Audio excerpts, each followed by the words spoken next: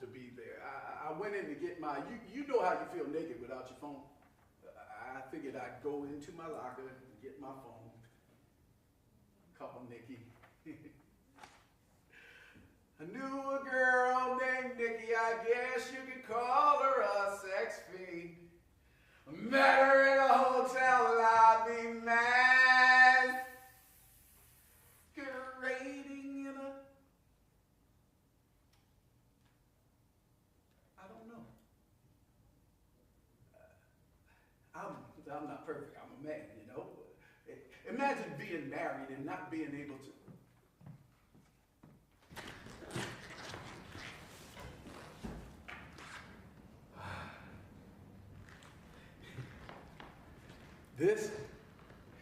This is my Myra.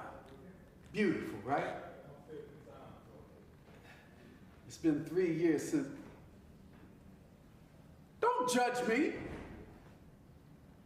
Myra was out on her morning jog. She had let me sleep in because it was my day off, you know? And I don't know what it was. I just sprung up. It was 6:30 in the morning. She normally got back at 6:15, and she would get back and take a shower and get back in the bed wearing next to nothing. And I missed that. I mean, she could have wore anything, but it was the warmth, the fresh scent, the comfort. Yeah, that's what it was. Every day off. And I went to the kitchen. I don't know why. I can't cook. I burn toast on the lowest setting. And I mean, barely awake. I mean, uber groggy. You know how you look in the refrigerator right over the egg carton talking about where the eggs? Yeah, I was messed up. And I turned on the TV. Now, I never do that in the morning, but what caught my eye was the news cameras were showing my block right down the street. Where is she? Apparently a car jumped the curb. Just a minute. I'm coming, I said. It's getting out of control. Dodson! Hit a pole, killing the driver instantly. Dodson, come quick! Sources say a woman jogging through the park is hid between the pole and the car. She's reading paper. Paramedics at the scene have no idea how she was alive. Firemen are frantically cutting through the frame of the vehicle. Wait, this just in. The woman is speaking. She repeats one word. Dodson.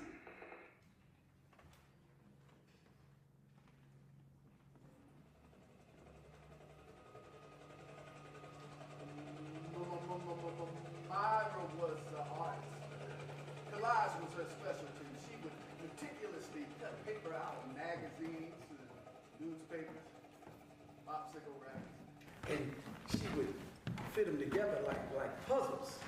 Except it had layers so that the colors from underneath would bleed through to the top. That's what she would say. And the pieces would look like photographs when she got done. And then you would walk up real close to it, and you could see where she had pasted things really close together. It would take her 8 months to a year to finish one piece. That's what she called them. I just called them paintings, brushstrokes out of paper. She did a nude once. 2 figures, a male and a female. She patterned the male after me. I posed for it once on my day off. Honey, relax. I've never done anything like this before. Don't be nervous. That's easy for you to say. You're fully clothed. You're beautiful. You're not as beautiful as you. Would it make you feel more comfortable if I...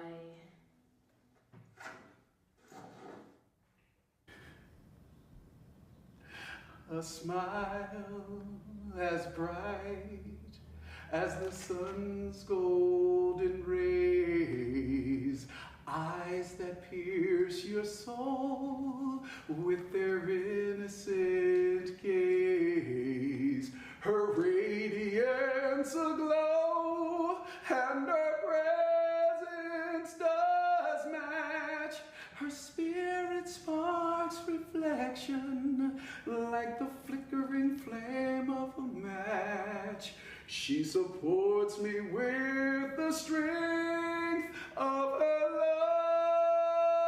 loving arms, and my heart will to her always belong, because she's beautiful.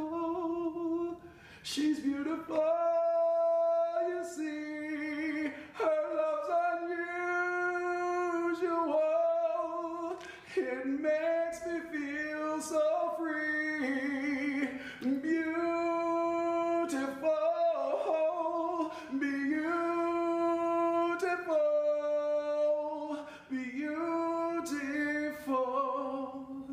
And I can see.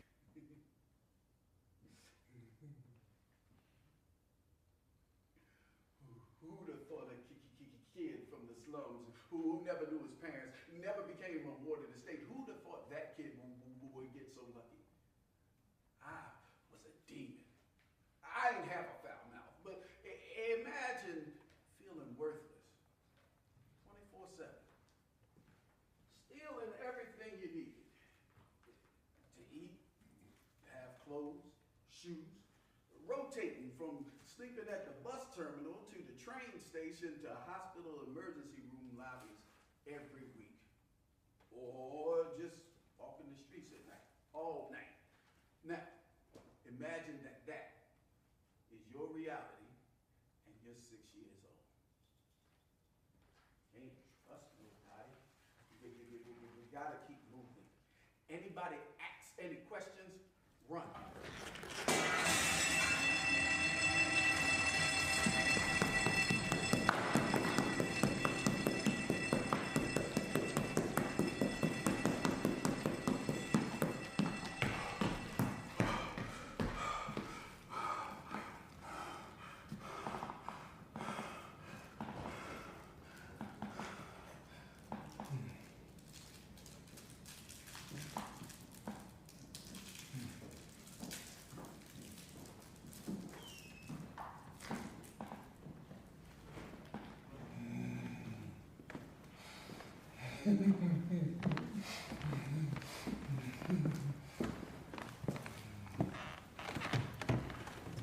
What?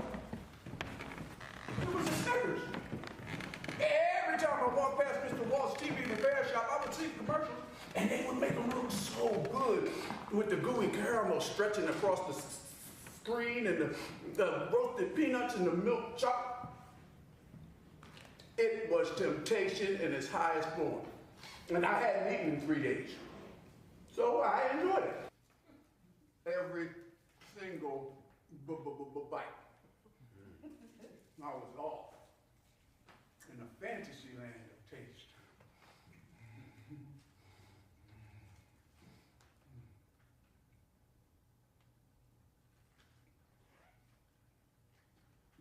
Get away from me. Get away from me. Who are you? On the contrary, the question is, who are you? You ever have a situation where everything about it seemed dangerous, but you felt a sort of calm? Like your brain and your body were fighting for dominance? Yeah. But I felt that right then. And I know. I told myself to run, but I couldn't. Guilt cemented my feet in place. And the only thing that kept my bladder from releasing was there was nothing there. Shucks. Most of the Jamaicans I knew were hard. And there I was, in the alley, with one staring down at me. Be quiet, little one. Easy. He was Pastor Dwight Johnson, the strangest cat I knew. He told me that God told him that his children needed someone to watch over them in the hood, and that's how he found me. Well, he was dressed in plain clothes, and he ain't have a Bible in his hands, and he ain't know. I had a shank. And Jesus wasn't saving this sinner tonight. Brother, why do I always see you out at night, huh? And I'm thinking, come on, get a little closer.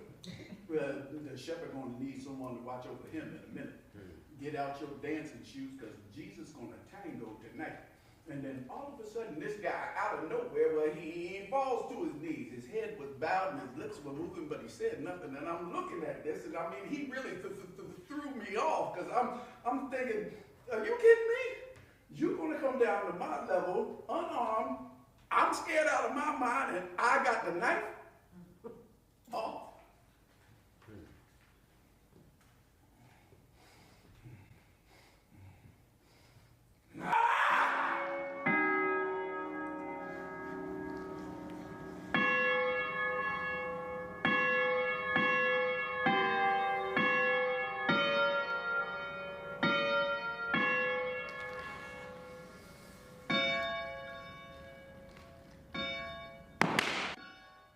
I don't know what it was about that song. It penetrated something deep down, and I heard a voice embedded in the tones. And I never heard that song before, not that I knew of. That night, I sang. And the words just flowed out of me like they had been locked up in storage, and someone discovered them after breaking the lock off. Come, brother. God has so much in store for you. That was the first time in my memory anybody ever cared for me. I spent 7 years growing up in the pastor's care. It was the first time I went to the doctor or the dentist. The first time I showered every day. First time I went to school. I hated it. Kids always picking on the new kid on the block. Yeah. The only good thing about school was that's where I met my man HIV. Yeah, hypnotic and tone pros, better known as hip hop.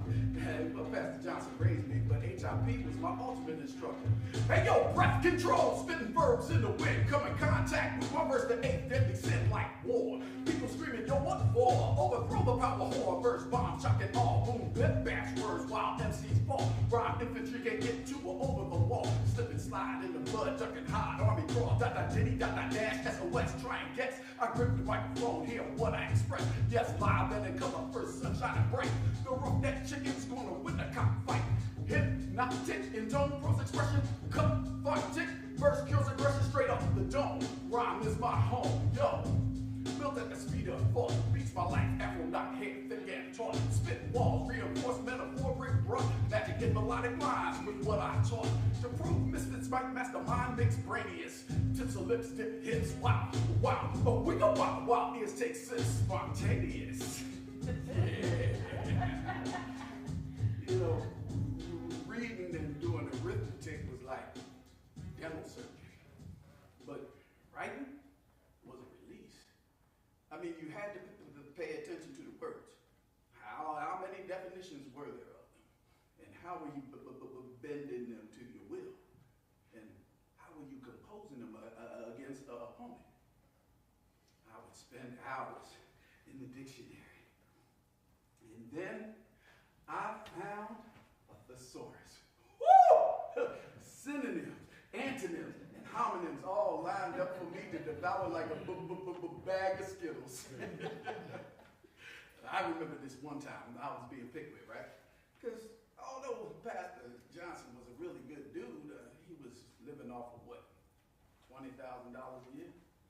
So I would get my clothes from thrift shops. You know, someone's old used Garanimal sets, and tough skins, and brocades.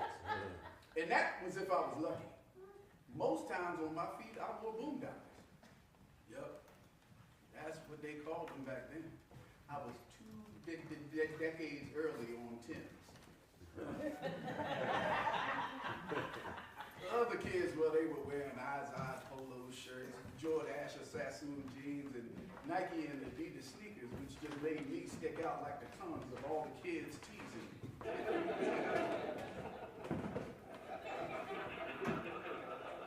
I challenge any one of y'all to a rhyme battle. Any takers? See, hip-hop was new, but it was the coolest thing. I mean, MCs. I mean, true MCs that could flow, had lyrics and timing and punchlines. they were like superheroes. Besides, I wasn't physically fighting. I already went that route a few times. In fact, if I had got suspended this time, I was going to have to... Why, brother? Why do you throw away your life so easily? Now, I'm afraid that if you are not going to change, I may have to send you to DHS, huh? To straighten you out, huh? Now look at me. The best way to win a fight is not have one. And the best way to not have one is to walk away. Walk away. I spent most of my life walking on the streets, and most of that walking was out of fear. Usually the good pastor had the right ideas, but this time I was going to stand. I was going to stand and let my vocabulary fight for me. So I waited. And one kid stepped up. Carl Hamilton. Now, Carl, he had the school in the palm of his hands. He was good looking, he was charming, he was athletic. But his rhyme skills were corny. But he got a pass because we were 13, you know? But I made the decision that I not only needed to beat him, I needed to embarrass him. Trying to battle me like climbing Mount Everest. You can't even see the top before you lay to rest. I'm the best of the best. Suggesting your competition. Sure, you must chance. Close out a date. Can't pass a litmus test. Son of a preacher man. Meet self-made man. Bow down, I'm your idol. Call my title. Your rep I never saved. Fall to Hamilton. The epitaph on your grave.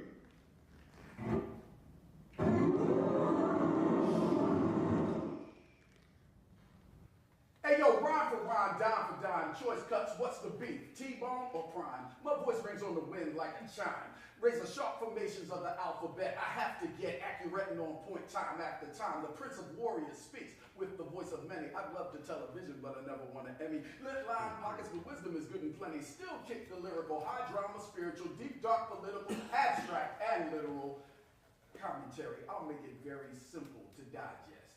My pen pressed to manifest truth. You will confess your sins. It's not funny.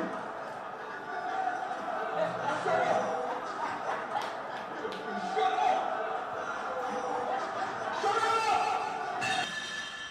Yeah, I went off. I mean, I was just trying to show off my skill. But then at midnight,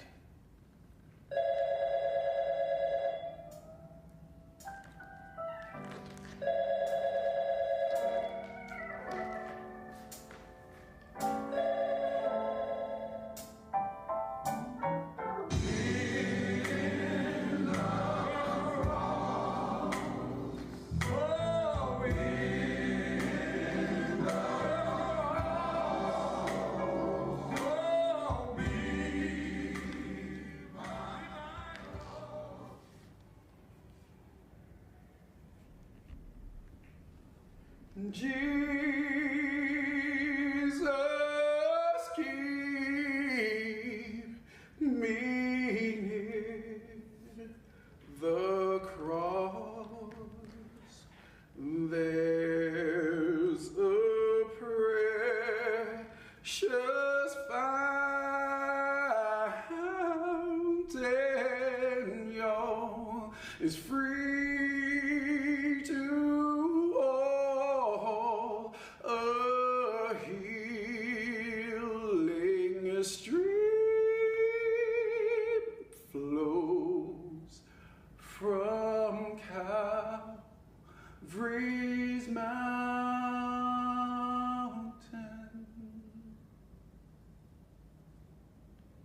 It was a small ceremony. Carl apparently was abandoned at birth too. Mom's was mentally ill. Pop's apparently a heroin addict, whereabouts unknown. The only difference between us was a doting grandmother who spoiled him. She wanted him to have the best of everything. she didn't realize that outward image could be shattered. Still, none of us wanted to believe he would consider cutting his wind off. The 315 Acela train from drive on the track. Keep that package ready for inspection. And thank you for taking in. All aboard! So much for DHS. This was worse. Fork Union Military Academy. Now, instead of praying I don't get jacked on the streets, I was praying not to die from cafeteria food, calisthenics, and raking officers' bad breath. Far cry from Snickers for dinner.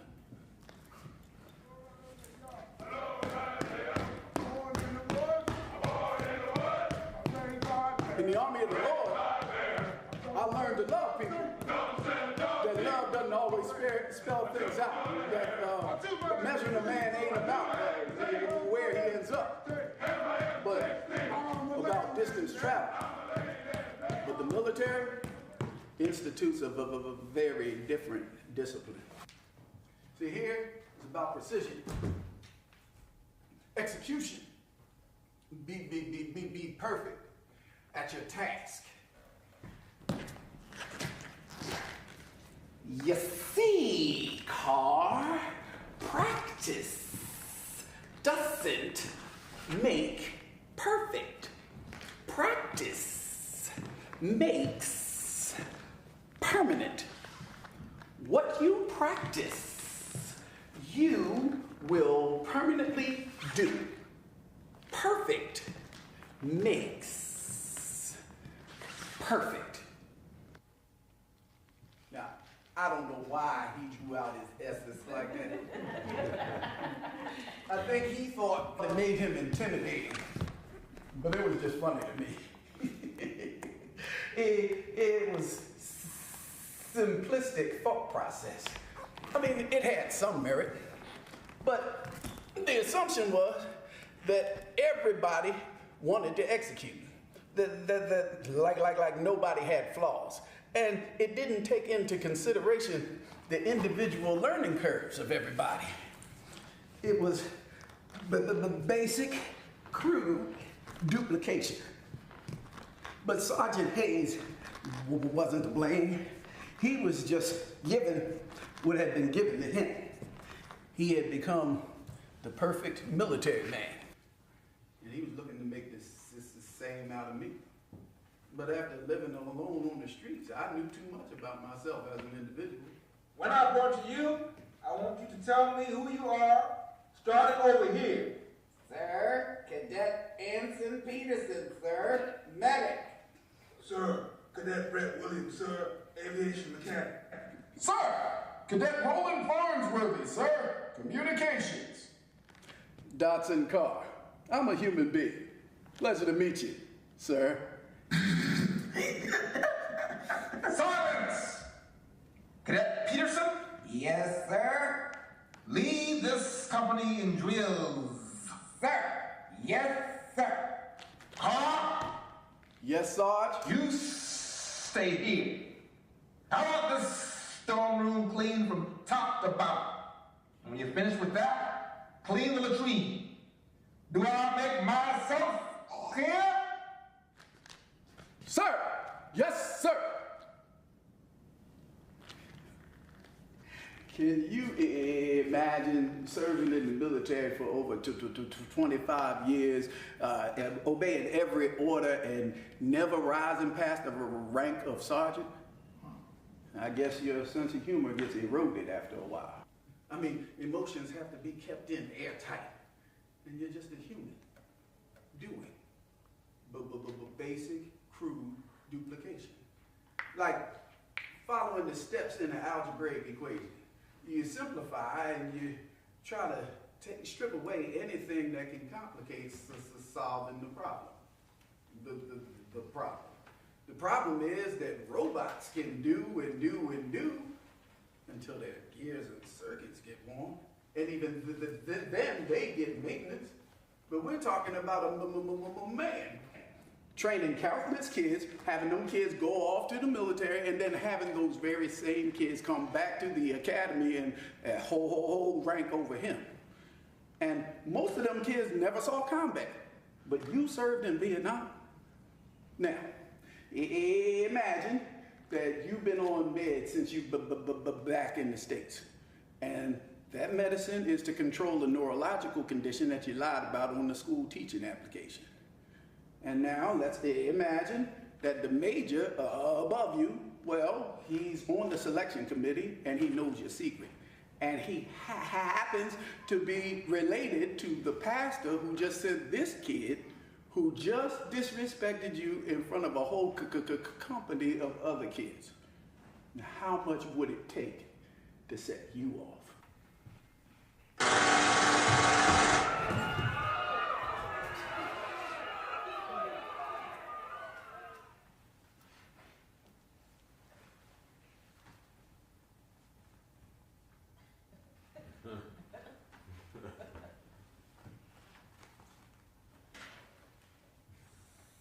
Sergeant Hayes let loose at the graduation ceremony. 5 cadets and 3 parents bought it before they took him down. Sad. He was yelling, "The Gooks got a bomb! The Gooks got a bomb!" And we could see he wasn't all there, and he wasn't going to stop. Nope. They had to stop him. It was later released that he had stopped taking his meds about a week before. And there were rumors that he was unfocused, slightly off. But still, none of us wanted to believe that we could see this coming. Well, they offered us counseling. And it helped. It helps. Because trauma, it haunts you, follows you. Like the character Sam in the movie Ghost, you find yourself thinking about extra-dimensional, paranormal stuff, And it's a normal thing to wonder, to consider the other possibilities beyond this. So I go see this psychiatrist. And I mean, she's like, bang, pow! And she had these calves that bulge like she was a dime. I'd be lying to you if I told you I didn't look forward to my sessions with her.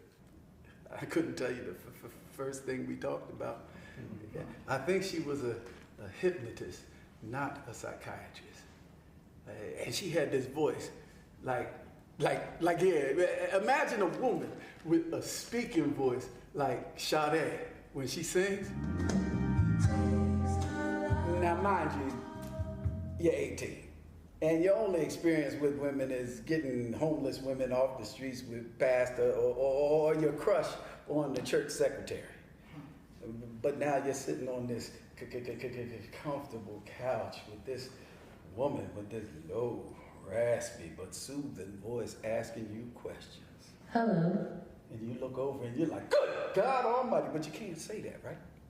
So you try to keep your cool, you check your lips for slobber, and you say, hi, my name is Dotson Dar. My name is Dar Dotson. My name is Dotson Carr. Hello, Dotson. Would you like some water? It might help you to relax. And I am off. Gone, seeing visions of us holding hands, picking apples, and eating a plate of pasta like Lady and the Tramp. And I don't know why I don't even like apples, and eating a plate of pasta like that is like drinking out of the same glass with 2 straws. Like you. But I'm off doing that stuff for 45 minutes. Just bliss. And then... Well, that's enough for today. And she sashays right out of the room. If I had been Superman, I would have used my heat vision to burn the door right off the hinges. Just nothing wrong with her at all. Well, I go back to her for 3 more weeks. All right, I requested it, but come on, beauty like that you don't see every day. And the rhythm in her voice is like sex on tape. But I was there live, and I knew with my ability to rhyme, I knew I could hook her.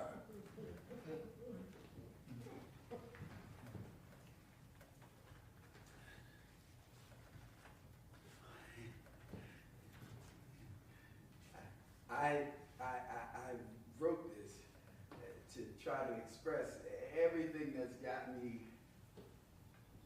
you know. Oh, I'm sorry. Here goes. A beautiful pearl shone bright in the afternoon sky. The air was fresh, like a naughty girl spying on her parents after midnight. An embraceable day, and I don't know what happened, I just started singing. Embrace me, my sweet embraceable you. Embrace me, you irreplaceable you. Just one look at you, the high grows tipsy in me. You and you alone bring out the gypsy in me. It wasn't planned, I swear. But she smiles. And she starts rubbing her legs together slowly. And she says, Go on. I love all the many charms about you. Above all, I want my arms around you. Don't be a naughty baby. Come to Papa do.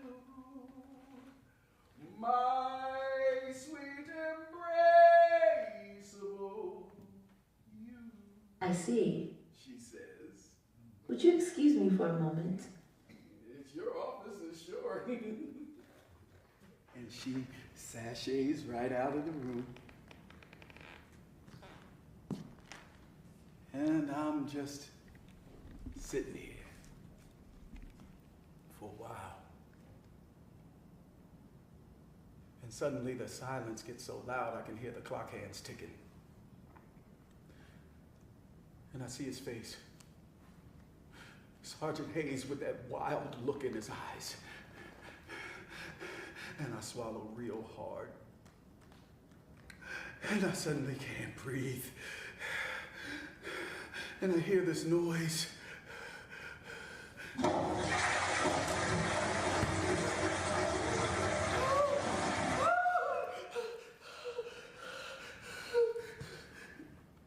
Yeah, I was off.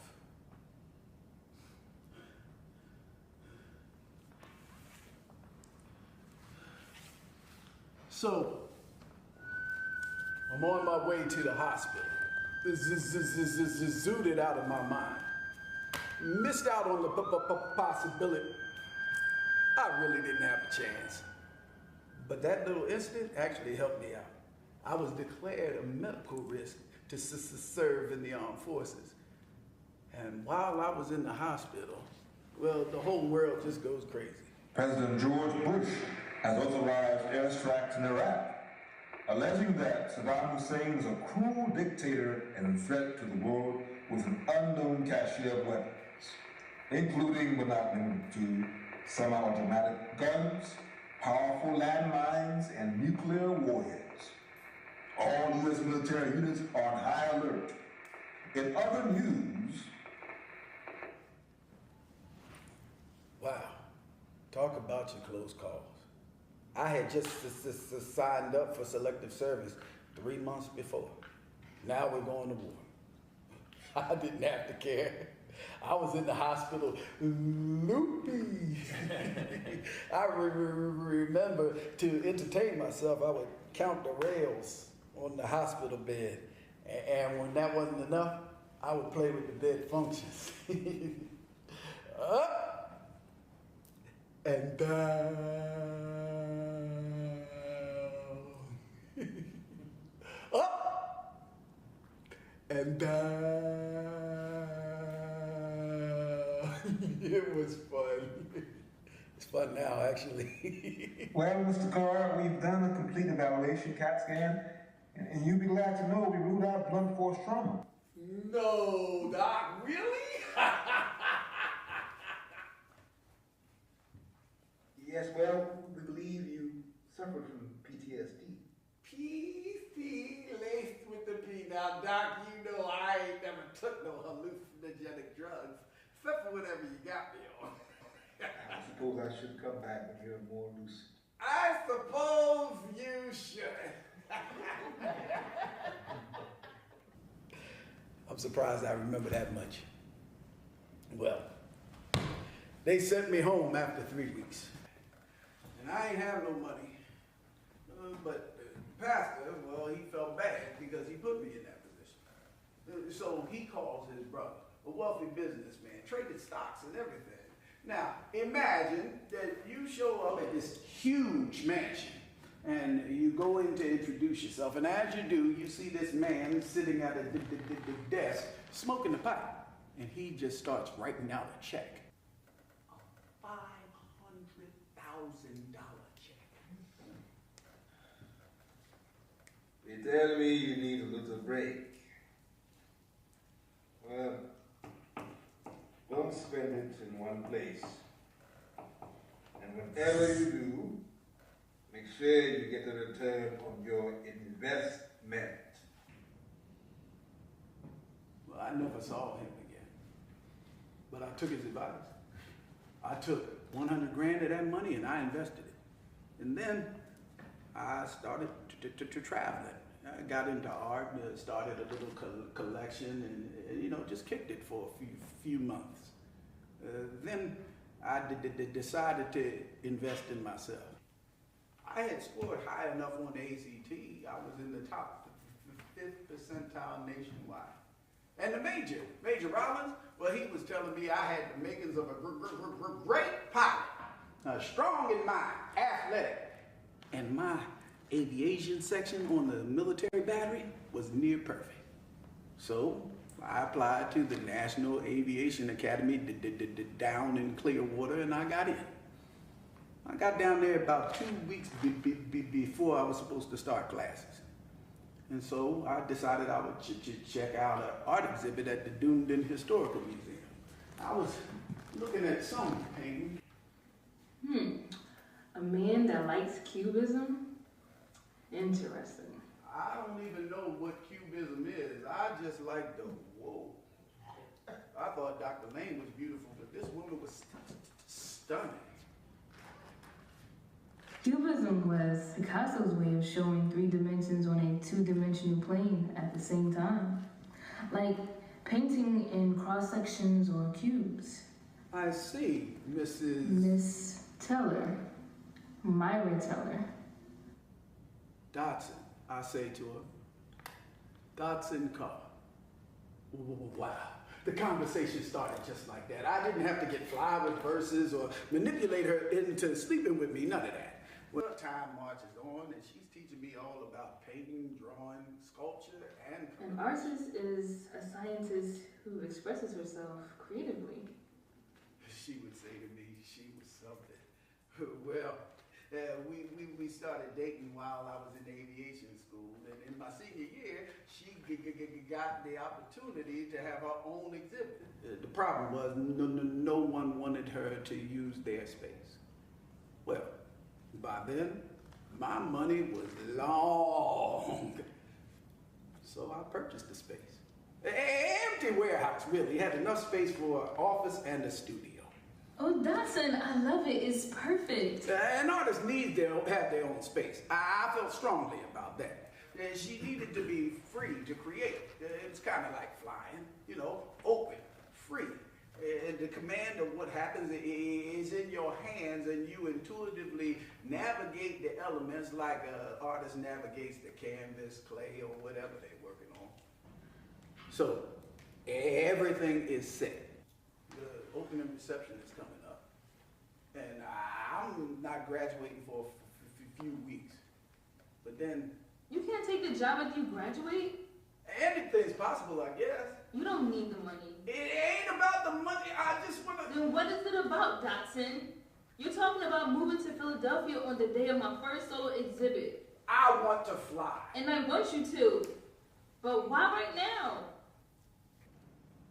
Now, imagine that right at that moment, you got to tell her you're going to be gone for a week and a half. I flew out the next morning. She was heartbroken. It made our relationship difficult, me being off like that. But when I got back, I found out that the exhibit went well. She had sold 15 out of 25 paintings. But some vandals had broken into the warehouse and smashed up the other 10. Well, she wasn't there. She was off running an errand somewhere. Wasn't the best time to, you know? We eventually did get married, and then we moved up here. And it took her 3 years to get back to doing her work. And that dude that I was telling y'all about was her first piece when she got back to work. And that's how we started our ritual on my days off. It doesn't matter now that she's in the hospital.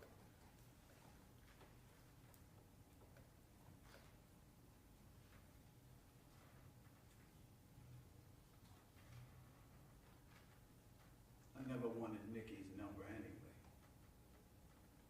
I just took it to be polite.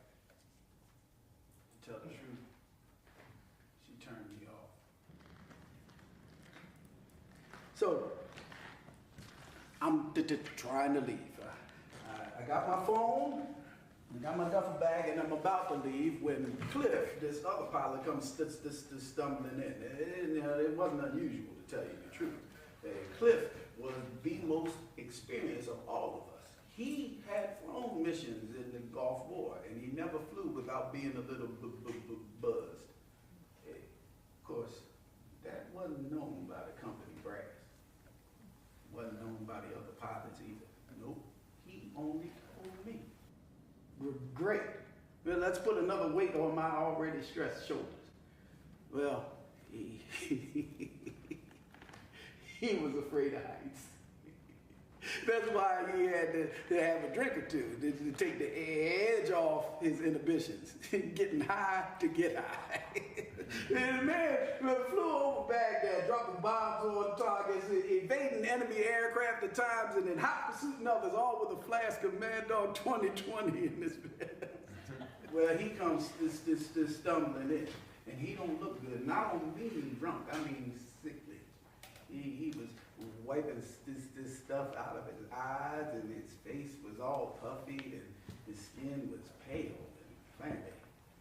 Not to mention the embarrassing sounds that were coming from him. Smelled horrible. But he asks me if I can take this flight for him. It's a short trip, he says, just up to Buffalo and back. No, I say, I'm off. And I felt bad, you know? Because the guy's turning into a squid right in front of me. But you gotta see it the way that I did. I just worked 3 straight weeks with no break. Trying to be a team player, you know?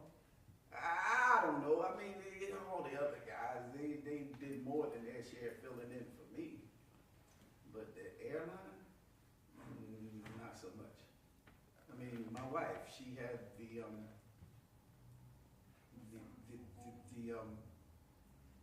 you know.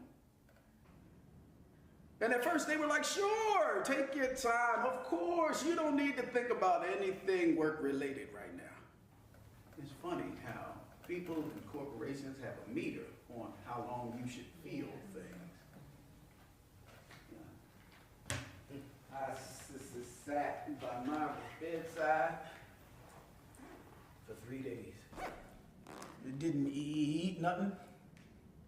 Just sat there, quiet, praying, whispering to her. Wake up. Please, wake up. You have to fight for me.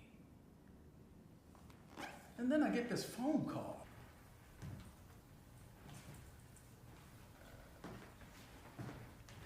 Hello? Hey, Dotson, are you ready to come back to work? Oh, no, you thought you called me, but no, I can't come to the phone right now. However, if you leave a message after the beep, I'll be sure to get back to you. You know, we had to lay 4 of our pilots off. Budget cuts due to increased expenditures on fuel. A long story. Anyway, we saved your job. But to justify saving it, you have to come back to work tomorrow. And so I go in. It's a 22.9% cut in pay. Pension is cut by 25%. Sick leave is unpaid after 2 days. And you have to pay 35% in copay on medical expenses for your spouse or anyone other than yourself in the household. But how am I, what am I supposed to do? Imagine that. Time marches on. I only feel at home when I'm flying. There's something about the sky, serene, and your mind can wander off.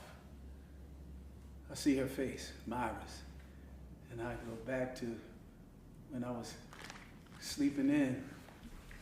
And she comes in, she takes a shower, and she gets in bed right behind me, and I feel the warmth of her body pressed up against my back.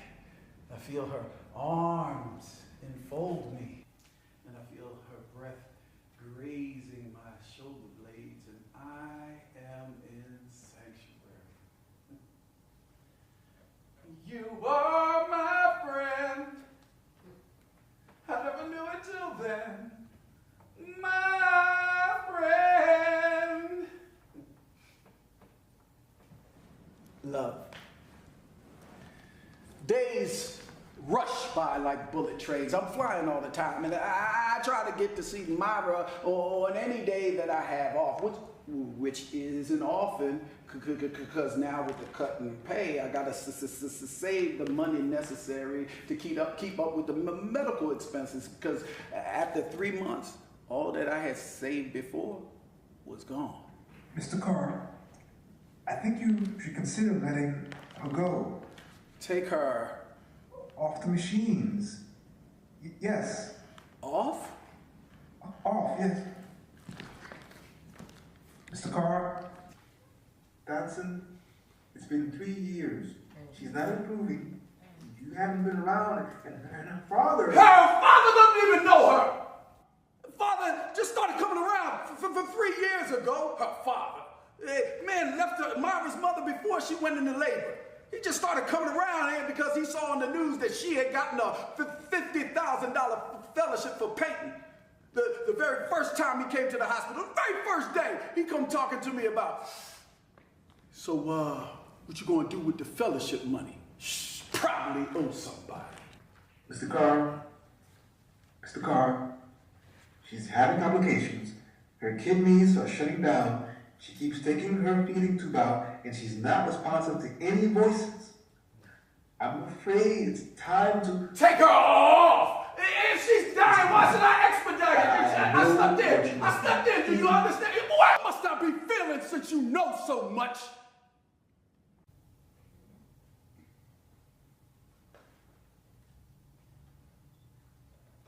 I couldn't do it. I mean, it would have really set me off.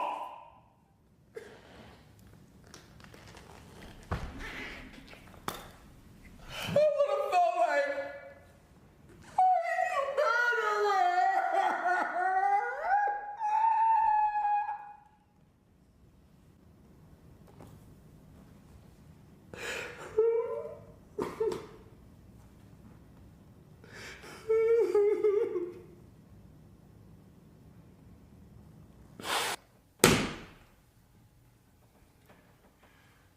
So, that was 3 weeks ago. 21 days. No break.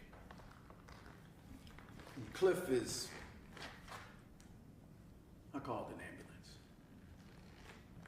duffel bag and back to my locker. Put on my uniform.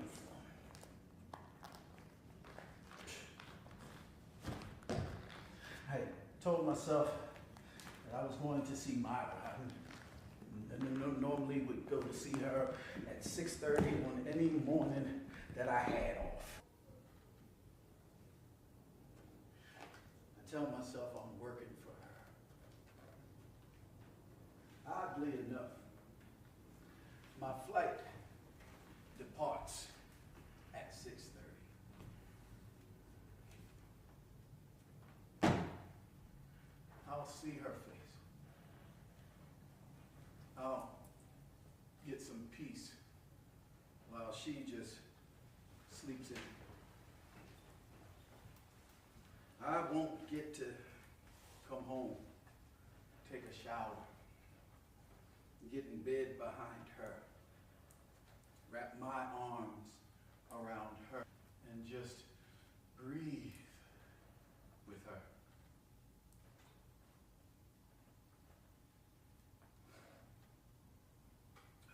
So imagine you're preparing for ascension.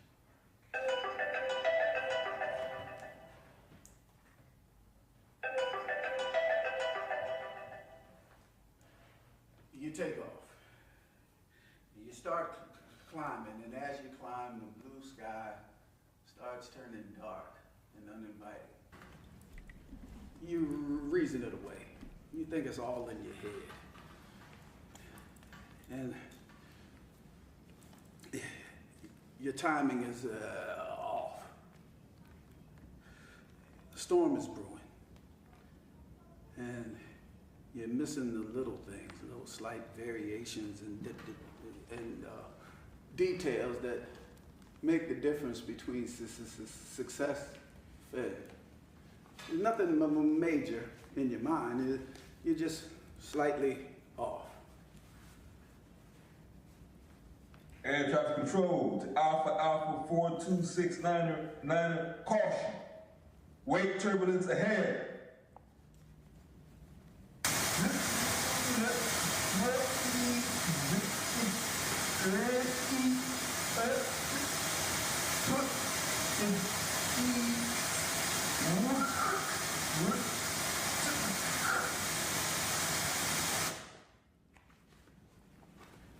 Air traffic control, this is Alpha 4269er. Can you repeat? Dead. Tried to squawk the transponder. Nothing. But the storm had demagnetized my instrument panel. But I knew I had plenty of fuel. I just needed to get above the ceiling, the clouds. And just as I thought that, my mind wandered off. I saw her face in the flash, and I froze. She was angry. And just then, another plane descends out of the clouds just above me. The other pilot and I lock eyes, both banking hard, trying to avoid hitting each other. I gotta do this right. Our wings clipped. And when I looked out, I could see his plane was intact. But to my left, I could see I was smoking. Fuselage brother knocked off. So essentially now I'm flying with one wing. You gotta try to turn around. But before I do that, I gotta see if I can't get above the storm, get my instruments back. So I pull back as hard as I can and air traffic control, anybody? I can't hold it. I'm losing it. We're going down.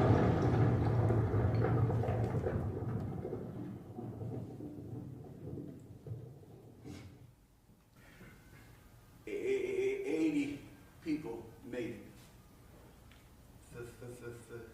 30 families were saved. They say I landed the plane, the belly of the plane on a hill about 1.5 miles from where I took off. Found me in the captain's cabin about 600 yards away. Now, both me and Myra can rest permanently off